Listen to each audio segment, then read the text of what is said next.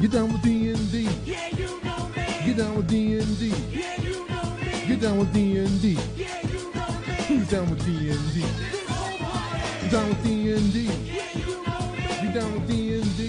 Yeah, you know me. I'm down with D&D. Yeah, you know me. Who's down with D&D? This whole party. Welcome to Down with D&D. I'm Sean Merwin, and today our guest host is someone whose rise in the D&D world could only be described as meteoric, Mr. James Haeck. James, thanks for coming online to talk to us today. It's great to be here, Sean. Thanks for having me on the show. All right. The third time's a charm here, James. We're going to do this. Let's do it. All right. So, in addition to being the lead writer for D&D Beyond, you've also written on several Wizards of the Coast products, including Waterdeep Dragon Heist, Baldur's Gate Descent into Avernus, and others. You also contributed to the Tal Doré campaign setting from Green Ronin, which led you to also working on the Wizards of the Coast publication Explorer's Guide to Wildmount, brought to you by none other than Critical Role. So that's a lot of work done in a very condensed time span. What keeps that creative spark burning in you? Oh my gosh, yeah. I really do have a lot of plates in the air whenever I stop and look back at it all. I started doing RPG work when I was a full-time college student. I was a sophomore in college, and I started doing small press D&D stuff right around the time the 5th edition SRD came out. And at the peak of it all, I was full-time in college. I was interning for Geek and Sundry, and I was, writing freelance for Kobold Press or whomever else. And basically, I just got started doing that, and I never really stopped. It's the only way I really know how to work like this anymore. And that sort of nonstop, 100% full throttle creation all the time, it really can lead to some terrible burnout. And I have found myself, lying in bed in the morning, just like, oh my God, I've got the best job in the world. And I'm like, I just cannot bring myself to go to my keyboard. I'll just play Skyrim all day. And it's the pits. Being burned out like that sucks. So the way I avoid that happening to me is that I feed that creative spark, right? I consume games, books, television, movies, things that are creatively rich, and stuff that, like, when I see it or read it or play it, lights that spark again. It makes me say, okay, I want to do something that's that good. Right. Some people get intimidated by, the work of people who are superior to them, basically. Like, I watched Knives Out by Rian Johnson recently, and I'm like, that guy, like, his writing is so tight, but I'm not scared by it. I'm like, I want to write as good as Rian Johnson wrote for Knives Out. And that's what fuels me when I get going. And then I take a break, taking a break is so important that I have to build it into the day. Otherwise I'll collapse. Yeah. Well, it's funny because you said, I'm just going to lie in bed and play Skyrim, but that is part of a process. Yes. Right? That's one of those inputs that you need to be able to percolate. Mm-hmm. And come up with, not even come up with an idea, but just let the subconscious mind do its work, mm-hmm. while your frontal lobe does other things. So yep. I think that's great. So I ask all my co-hosts this, so I want to ask you, what's your history with D&D? When did you start, and why do you keep playing? I started playing D&D in high school. I think it was a freshman or a sophomore, and I just played with the friends I had. We had a local game store that has since passed on, and we just played in its basement and, bought soda out of its local vending machine. And we did that for years and years and years until the store closed and we couldn't anymore. Mm-hmm. And around that time was when I graduated high school and went off to college, and found myself in the sort of situation where I didn't have D&D playing friends anymore. I got into college as a theater major down in Southern California. And so I was thinking, well, I'll find some actor type folks who will be really into the role play heavy sort of D&D that I love. And it didn't work. But what that eventually led me to doing was writing all of my D&D ideas that I didn't have an outlet for anymore. And as I did that and I got the creative wheels turning in my head, I figured, well, I'll start looking for people who want stuff written. Because this was, again, right around the time the 5th edition was coming out. And so we'll get into that story another time. One thing led to another. But now I play D&D, you know, in part because I write for D&D and because I publish D&D content. And so, you know, you got to stay current and you have to keep the creative wheels greased in that way. But I also just like, I love playing. Playing D&D for me is a way for me to share the stories and art and music that I love, right? You know, I love music from films and video games and stuff. And so if I can put that on in the background while we're playing D&D because it evokes a certain emotion in me, that's a way for me to share stuff that gets its hooks in me with all my friends. And vice versa too. When my friends create characters and tell me about storylines they want to explore with their characters, I get a window into the things that make them happy, into the things that, you know, create joy in their world. And I want to tile those things together because that's, you know, it's just friendship to me, is sharing all those things between each other. Nice. When you began playing back in high school, were you the DM, the player, or both? I started as a player because a friend of mine had the 3rd edition books and was the only person who knew how to play. And so it was them and something like 5 or 6 other people, myself included. And then I got sick. I got some kind of flu or something, or I got busy. I don't really remember. And that campaign kept playing for a while, for a couple weeks until it fizzled out. And then I came back with a wild campaign idea, and I was like, okay, I know what this D&D thing is now. I'm ready to DM. And that was, not counting that first sort of like learning experience, I've basically been like the DM of my friend group for as long as we've been playing. Yeah. So do you prefer it, or is it just something your brain says this is what you need to do? And do you get recharged when you are able to be a player? That's a really good question. It's something I actually ask myself a lot, because DMing definitely comes more naturally to me, I'd say. Just sort of the freewheeling thinking about stories and worlds and stuff like that is what happens to me when I'm just daydreaming. I don't think of character concepts while daydreaming nearly as much as some people do. Like, I was talking to Todd Kenrick, my boss over at D&D Beyond, and he it was telling me about how many characters he has saved back in the like character creator of D&D Beyond. And I was like, this is a truly ridiculous amount of characters. If I ever had this many characters, I would think that like something was wrong with me. And there's nothing wrong with him. It's just his brain thinks about you know, D&D in a way that's a little bit different from mine. You should see how many campaign ideas I have in D&D Beyond, for instance, right? Yeah. Well, it's funny because, you know, you're at a convention and you're talking with people who play, and some people are the let me tell you about my character people, right? And some people are let me tell you about my world people. Yeah. And then there are let me tell you about my house rules people. And depending on what they come at you with, you can sort of suss out the type of player that they are, right? Are they the person telling you about your character? Well, they're the ones that want to be the players and do the cool things. Whereas let me tell you about my campaign, you know, those are the DMs. And let me tell you about my house rules, those are the designers. You know, I'd never thought about it that way. That sounds absolutely right.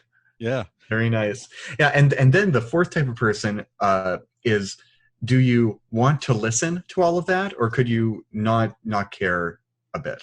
Right.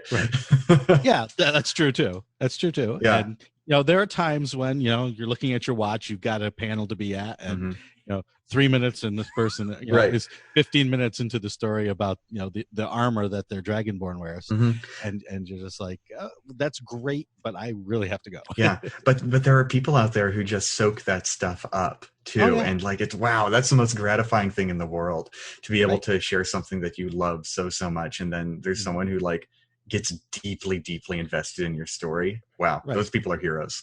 Yeah. And that's part of the that's part of the process. As a designer, I love to hear all of those stories, because that's part of my process of soaking it up, right? Of recharging, Mm-hmm. taking in that information that I will at some point have to blend and then output onto a screen somewhere. Yeah, I think we may all be different flavors of those people we've mentioned at different points in our creative process. Yeah, sure.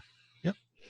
And so I wanted to talk just a little bit about your involvement with Critical Role, because I know part of that story, and to me, it is a great story about being in the right place at the right time. Yes. But also making the most of those opportunities, because people always ask, how do I get involved?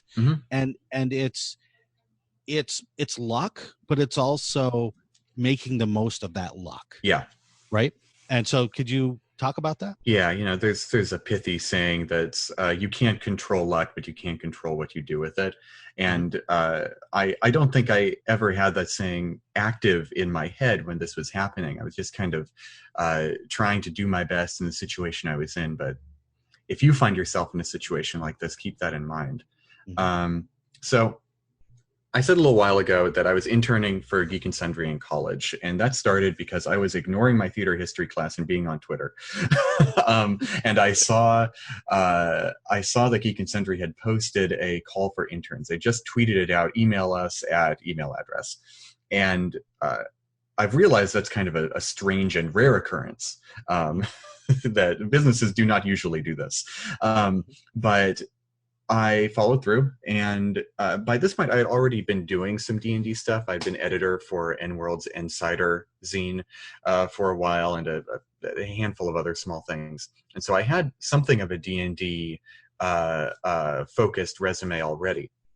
And so I applied for this editorial internship at Geek and Sundry, and they said, "We'd love to have you." And I was shocked.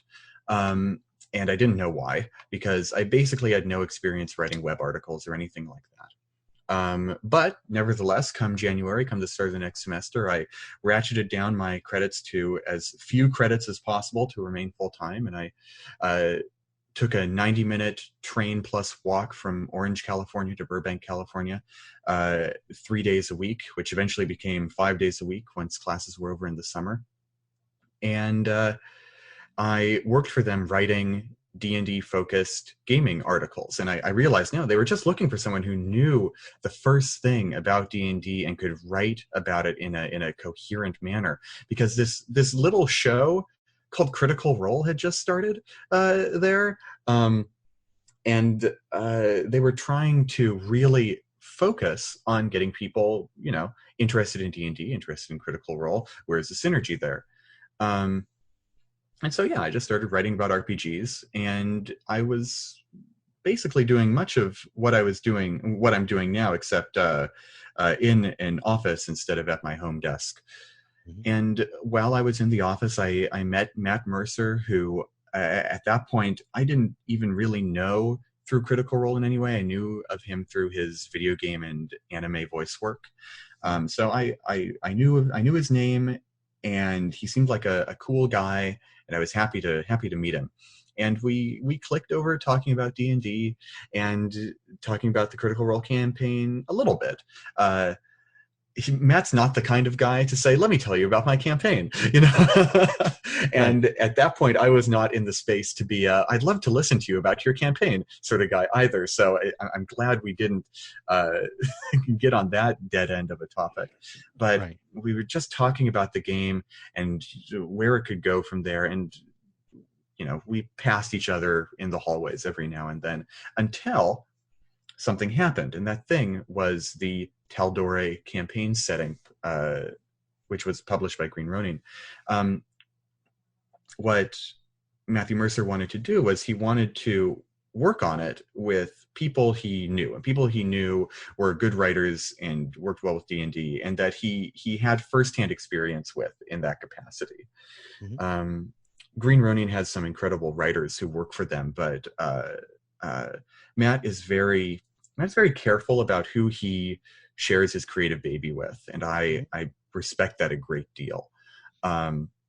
And he really wanted to make sure the people who handled it were people that he knew would he knew that he and they saw eye to eye. So he talked to me, and he talked to a handful of other fantastic people, either in his professional sphere or at Geek and Sundry. And over the next couple of months, we made that book. Mhm. And it was just one weird coincidence after another that I made the most of, right? I started working for a D&D third-party publisher, zine, and that got me a resume experience with Geek and Sundry. And then I met Matt Mercer, and then we happened to talk about D&D over lunch, and then this and that and this and that. And I just did my best to make the most of everything. Mm-hmm. Mm-hmm.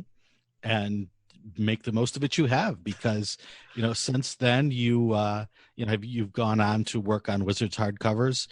You're the lead writer for D&D Beyond, putting up some great articles, and that will lead us into our main topic in just a moment. But I want to ask one last question. Did you ever think that you would be able to write for a living, or is this just a magnificent dream, or sometimes a nightmare, as we writers come to find out? Right. Being able to be full-time employed writing for a living is a wondrous dream. There are a lot of people who freelance it. You're freelancing right now, Sean. Yes. And freelancing is wonderful in its own ways and nightmarish in its other ways. And I've been in that position. But it's just really humbling to me, knowing that how lucky I am to have a job with D&D Beyond that gives me the opportunity and the stability to write full-time, and also to freelance if something wonderful with Wizards comes up, or with Critical Role or something like that. Because when I was freelancing, when I was a freelance writer, my fiance Hannah was working full-time at as an IT person, or not an IT person, sorry. She was working full-time as a computer software programmer at a company here in Seattle. And because of that, I was free to freelance. And now that I'm working full-time, that gives me the ability to support her now that she's a freelance D&D editor herself. Yeah. Yeah. So it's all about give and take. And I feel really lucky. Yeah. It's great to be able to, growing up, I was just like, I would love to do this full-time, but this was first edition days where there was no such thing as, open gaming licenses and stuff. So, right. I'm living my childhood dream at a much older age, so I'm enjoying that. Yeah. But both of us were able to come into our current situations because at once we were new players. Yes. And we were able to be introduced one way or another to this game. Now, you've been writing a series of articles on D&D Beyond about new players and new DMs. Mm-hmm. As of this recording, there are 7 articles in the series, and you've covered topics such as finding a group, choosing your first adventure, making your first character, and so on. Mm-hmm. Now, the last one you've written was playing online. Yes. And of course, that is probably a very timely release based on our current pandemic situation. Mm-hmm. So could you just talk about getting into, why this series of articles? What was your mindset, and how you've gone about doing so? Absolutely. Publishing an article about how to play online was absolutely a timely and intentional decision. But starting the New Player's Guide series on D&D Beyond was a very strange turn of fortune. We started it about 2 or 3 months ago now, probably with the new year. And it has a very large sort of backlog of information, because a lot of people right now, they're locked in their houses and starting to play online with friends, looking for some new thing to spend the time of day while they're locked down. There's a wealth of information for these all of these new players that are playing right now. Yeah. And by the time this podcast actually goes live, it's not live right now as we're talking, but when the internet hears it, there will be a brand new, the best way to start using D&D Beyond page that basically grabs all of the stuff that's most important, I think, that I've written over the past 2 years for D&D Beyond, from the New Player's Guide to the Class 101 series to all sorts of DMing tips articles, and just basic sort of mechanical stuff. How do you make a character using the D&D Beyond software? That really brings... it's almost like a main page, right? It's something that if you have a group who wants to play D&D, right now today. And if even one player says, I have no idea how to do this, I need an explanation, and no one else feels up to giving them that in-depth explanation, they're just like, okay, here, take this page. Look at all the things that you think are interesting or important. Because, all this information is important and interesting in its own way, but everyone has their own needs. Sure. That gets someone from 0 to I'm ready to play my first character just like that. Mm-hmm. That's great. I mean, just as a D&D fan, D&D Beyond is a tremendous tool. I have gushed on the show repeatedly about how great D&D Beyond is. I often have 12 tabs open, and 11 of them, are D&D Beyond for different work I've been doing. But, like you say, for a new player, the information that can be held within a website like that, with not just the tools but all of the articles, is a wealth of information that can change the way that the game is taught. So you're too kind. I appreciate it. Well, I appreciate it just as much. Now, I'm going to jump around here a little bit, because you were talking about a player knowing, reading things and knowing what they like. How important do you think it is for players to self-identify as a player type, and allow that to help DMs make their experience a little better during play? A lot of ink has been spilled about player types, and there's even a brief discussion about it in the 5th edition Dungeon Master's Guide. And basically what that is you can kind of break down all the players who play Dungeons and Dragons into some archetypes, whether they're a thespian who likes to role play and act and talk in character, or maybe you're a war gamer who likes to play tactical combat and think about their strategic elements of D&D, or maybe you're a wallflower who's just kind of there because they like being with their friends and it's something to do and they don't want to raise their voice that much. And there's all sorts of types that you can get into, and many people have categorized it into, it's almost like character classes for players in its own way. And I go back and forth on this. I think when I knew nothing about D&D, learning about player types was kind of a revelation to me. It was like, oh my God, this makes perfect sense now. All of my friends have some of these traits. Now I kind of have a way of managing those traits and giving everyone a little bit of what they want.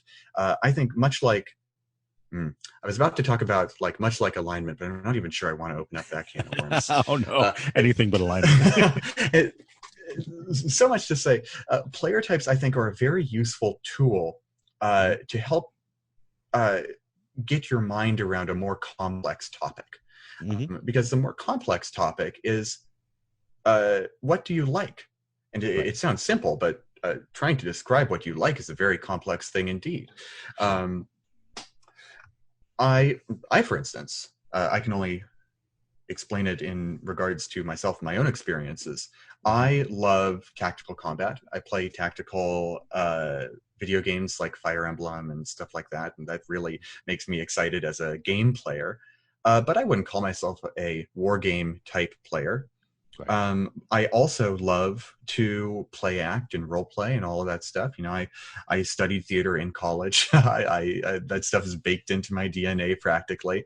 But I wouldn't necessarily call myself a thespian type player either. My ideal D&D game is one that blends that sort of highly strategic combat and emotional choice-driven storytelling into one sort of unified thing. And just trying to box me into one category, one stereotype or another, does me a disservice as a player. Mm-hmm. But nevertheless, it can be a useful tool if you're a DM who doesn't have a lot of player experience. If a DM wanted to look at me and say, that James Haeck is a 50% wargamer, 50% thespian, that would be wrong, but it wouldn't be completely wrong either. It would be a useful starting point. Right. Okay. Yeah, it's just sometimes it's hard as a new DM dealing with new players if you're not aware of those player types and the players aren't aware of their own tendencies and can't answer that "what do you like" question. I've always it's you almost have to be a Sherlock Holmes type as the DM Yes. to look at someone's outfit and say, well, they've got crumbs on their lapel. So therefore, and then you can start to suss out how you want to present the game. Yeah. Right? Oh, Do you want to present it as a tactical game to start with to hook those types of players? Do you want to start it as a more storytelling role-playing game to hook those kinds of players? So it's you kind of have to know what you don't know before you can use what you know. Yes, exactly. There's one thing I should have mentioned that I didn't, and simplified archetypal player types is really, really useful in a game scenario where you're playing for the first time with strangers. And whether or not that's you're starting a new D&D group or you've just gone to a new Adventures League table at a convention, being able to get a quick but possibly somewhat inaccurate grasp on what a person likes can be incredibly useful. And obviously, if you're playing with the group long term, it would be better to get a nuanced and deep view so you can tailor your campaign and make everything as fun as it possibly could be. But in that pick up and play scenario, archetypes, I think, are good enough. Mm-hmm. True. And there are tools to really quickly go through. If you often in a game, you will have the characters, especially if it's the beginning of a game or a new group, introduce your character. And if you say introduce your character, listen to what they describe, right? If they describe the battle song of their dwarven clan in great detail, you probably have a sort of role player backstory thespian type. Whereas if they describe how much damage they can do with their axe, you might have a wargamey power gamer sort of type. So just those little clues can at least point you in a direction for running your game. Absolutely. Yep. So if I am a brand new player, what is the biggest challenge for me to overcome when starting to play? Oh my gosh! In your experience, that's a hard question because there's such a breadth of new information that one comes into. Personally, the hardest thing coming into D&D when I came into it in high school was the fact that there was no computer to know the rules for me, and that play often found itself halted momentarily to check on a rule.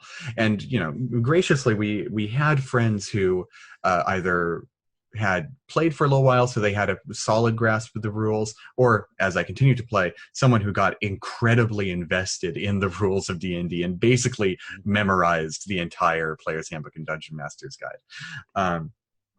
But in lacking a person like that, if you've got a group that's entirely new or something like that, then that to me was the hardest part. Having a good way to search for information becomes the most valuable tool there. A good index, having the index of the Player's Handbook sort of filled with tabs is good, or having a search function, whether you use D&D Beyond or Roll20 or whatever your digital D&D tool of choice is. So from personal experience, that's my hardest bit. But there are all sorts of things. My experiences that led me to playing D&D are one thing. I played a lot of video games. I was already familiar with the fantasy genre. I'd read a lot of, Tolkien and so on and so forth. But if you're playing D&D and you've never read The Hobbit, or you've never played Final Fantasy or Legend of Zelda or something like that, then there are a lot of just sort of genre tropes that aren't immediately visible to you. And then maybe the most important thing to you is going and reading some books, looking at the inspirational reading appendices of the Dungeon Master's Guide, just so that you have, or is it Player's Handbook? Regardless, just so that you have an idea of what kind of stories D&D is really equipped to tell, and what tools, narratively speaking, you have in your tool belt. How about you, Sean? What was the hardest part for you when you started playing D&D? Oh boy, that's yeah. You want to talk about not having computers around, right? Yeah, I mean the hardest thing for me was the people who I started playing with were not teachers per se. Mm. The first time I played it was because they didn't have enough players, and it was a friend's older brother. And so it was just like, here, roll this die. And I'd be like, well, what am I doing? Don't ask, just roll it, that sort of thing. So having someone there to patiently walk you through things, and like it almost goes back to the player type thing, right? Having the empathy to understand the needs of the player, and then give them that to help them along the way, I think is just, as a DM, that's the most important thing, or as a player, that's the most important thing to have in a DM or in a teacher. And your talk of not having the books, or not having the archetypes down, so you understand the kinds of stories that you can tell. Not having things like Critical Role or Inc. or Adventure Zone, or all those podcasts and streams that can now teach people the basics, is so valuable to have. Having those things that it's so much easier now to get into a game than it used to be. And then you can talk about online play, and you can talk about all of those things that make it easier too. But it's just having the people around to support you. I think is the most important thing. You just awakened something in the back of my memory, and it's that when I was in high school, I had maybe one or two people who I could really talk about D&D with, even counting my gaming group. Like, there were people in my gaming group who just were not the type of people that I could have a conversation with D&D about, because it's not that they didn't care about the game, but it didn't live in their brain. And so I had the guy who introduced me to D&D, who's still a great friend of mine now, and we would just talk during band class or at lunch, or when we were backstage or whatever, thinking about story ideas and like talking about the rules and stuff like that. All of those things were stuff we talked about. And one thing that really took that understanding that we both had to another level was watching one of the very first live play experiences. And it was this, it's still on YouTube now, but I don't think anyone really knows about it these days. And it's a game that Chris Perkins ran with 4th edition rules for the Robot Chicken writers. And that game was incredibly good, even though we were playing 3rd edition, even though 4th edition was the game to play, just because that's the books. Those were the books that my friend owned. Sure. I didn't know what edition wars were in high school. And so even though the rule set was different, we got to see a different kind of D&D being played. One that really knew what like the right way to play D&D was, because Chris Perkins is Chris Perkins. He's kind of perfect in his way, and so that was wild. But not only that, it was like an hour and a half long edited video, and it was all broken up into parts on YouTube. But in addition to the actual play, there was a second side, which was Chris's DM commentary the entire time, like a director's commentary on a film. Yeah. And so I got to hear what Chris was thinking, or what he was retroactively thinking every single step of the way while he was DMing, and that was like I had just opened my third eye. All of a sudden, I could see into the dimension of good DMing, and suddenly it changed everything. Right, and that's kind of like I said, that's kind of the empathetic teacher, right? Only it's not Chris sitting down and talking to you directly, but you're still seeing behind the scenes about how an expert at his craft does his job. Yeah. And so that can open your eyes to all sorts of things, whether it's DMing, playing, writing, and it's such a great tool to be able to see that sort of thing. Yeah. Now I have one question that has been plaguing me forever. I'm going to ask you. So you have brand new players. Give them pre-gens or do a character creation? Oh. Discuss. There is no right answer. Right. But I just this is one of my topics I love to talk about with new DMs. So I started a number of D&D groups in college over the years, and many of them didn't last. Just because it didn't click with the people who I was playing with. The game didn't click. Or maybe my game didn't click, right? The personalities weren't right. But all of those games I played, I had them create their own characters for the very first session. And of those 5 or 6 samples, only one of them survived. And that one game that we played was awesome. And next time I'm down in California, I'll continue playing it. But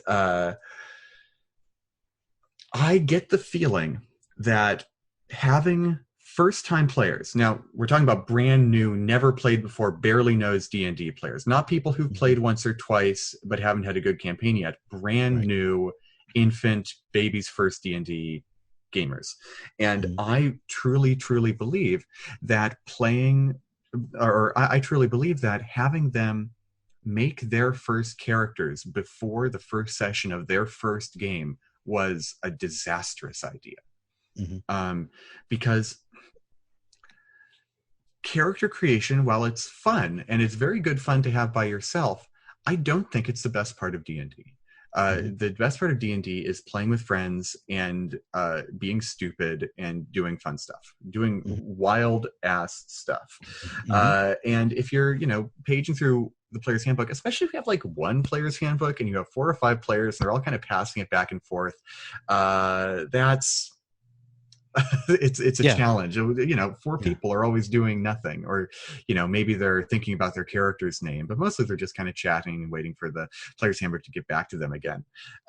It's a rough start, and so just having a couple pages of pre-gens to hand out and say, here are your stats, think of your name, maybe think of a cool personality quirk, and basically just kind of play yourself and be your own chaotic gremlin self in a fantasy world for a couple hours with me.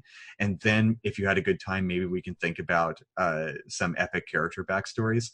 That seems like the right way. Just throw them into the action and see what fun comes out of it. Yeah, I think that's a very keen observation. And I think there's also a risk when you create pre-gens, or when you create new characters, that the opposite may be true, in that the character creation is so fun, right? People get so into it and they love this character that the game itself becomes something less, right? I've had that problem with other games as well, where take something like Fate, where you're creating characters that all have connections to each other, and the story and the game itself revolves around that. The character creation sometimes becomes more fun than the game.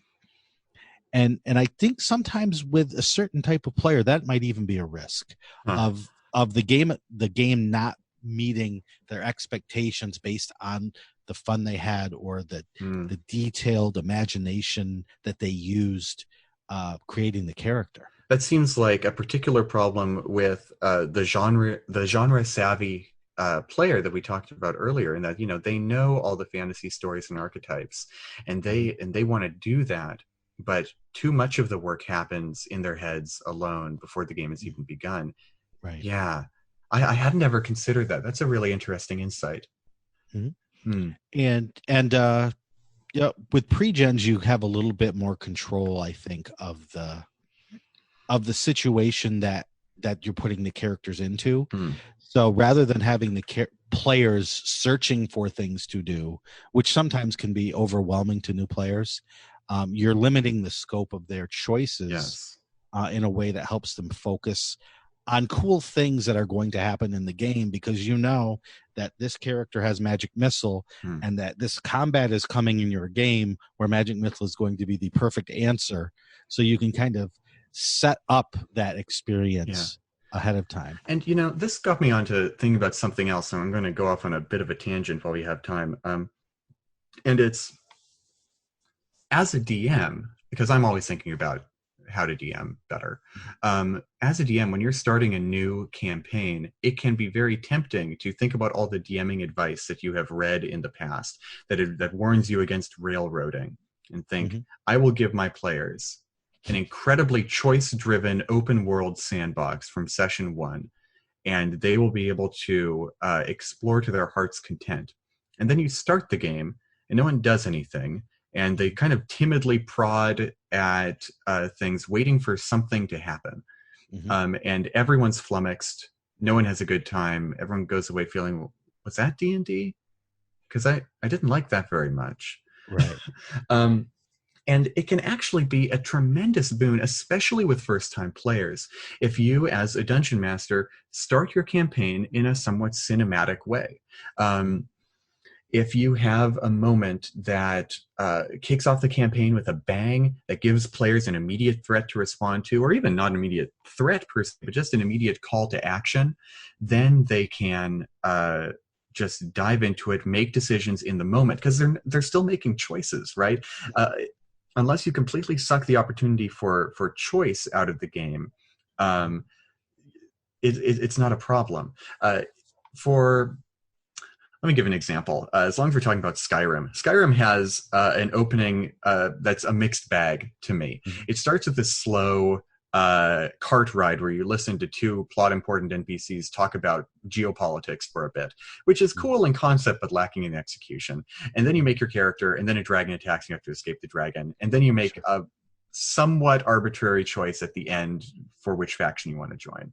And it's almost awesome, right? A dragon attacking a town out of the blue is such an incredible start to a campaign, because immediately there's danger. Immediately there's this, oh, what am I going to do? How am I going to handle this situation? But then in Skyrim, you're on sort of a set track. There's only one way to escape the dragon. You go up the tower, you jump into the inn, and you run around, you avoid the dragon, and that's kind of it. Which feels like a railroad, because it is. There's only one correct option. Everything else just gets you torched. And then you make your way to a choice at the end where you choose the Imperial guy or the Stormcloak guy. And the choice is mildly meaningful. At least it's a choice.